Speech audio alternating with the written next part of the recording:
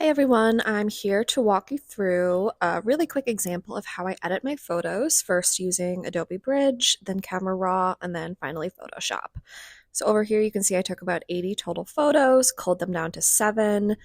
I'm going to open them up right into Camera Raw. And for example purposes, I'm going to use this shot right here. The first thing I'm going to do is scroll over and remove all of the edits that I previously had on it. The first thing that I love to do when editing commercial photography shots is make sure that the subject of the photo is centered and even and lines up perfectly. You'll make sure that each side of the photo and the label and everything is centered exactly how you like it. I love to zoom in and make sure that the text is perfectly in focus as well, because that's another one of my crazy pet peeves when it comes to commercial photography. And over here are all of the Adobe Camera Raw presets that I've acquired throughout my life as a professional photographer. All of them have different effects on your photos. Down here are the presets that come with Adobe Camera Raw.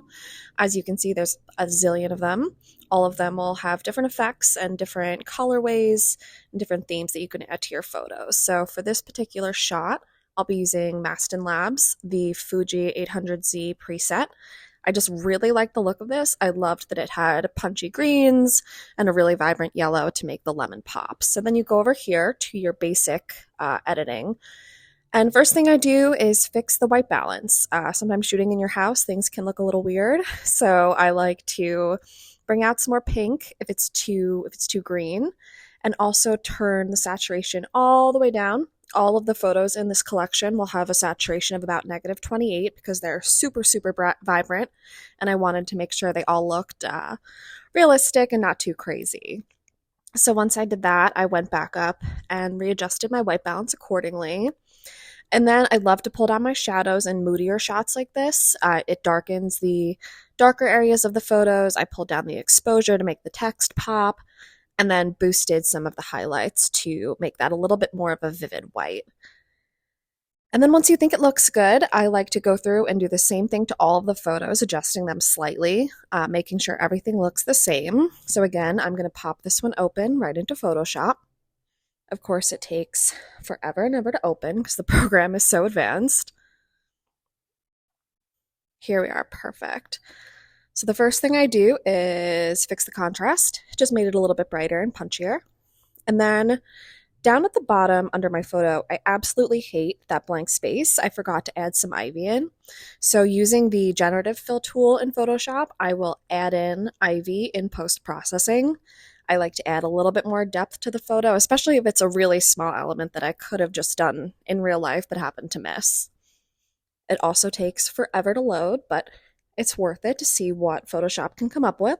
So that does not look good. That does not look good. And I don't like that either. So we're going to give it another try. Again, you really have no idea what the program is going to give you if you're not specific or you don't learn exactly how to use it. So sometimes it's a trial and error thing, and I like to see what it'll give me. So okay, what are we working with here? Not too bad. I like that one. We're going to merge all of the layers down. You can do any extra editing in Photoshop here as well. And then I'm just going to pop right over to the top. I'm going to check out any other editing I might want to do, but for me, that looks good. I will be saving a copy of this as a JPEG file in my fragrance folder, naming it Cardamom, and that's that. Hope that was helpful. Happy to answer any Photoshop or Camera Raw or any questions. And of course, the final photos and review will be on my Instagram this week. Thanks, everyone.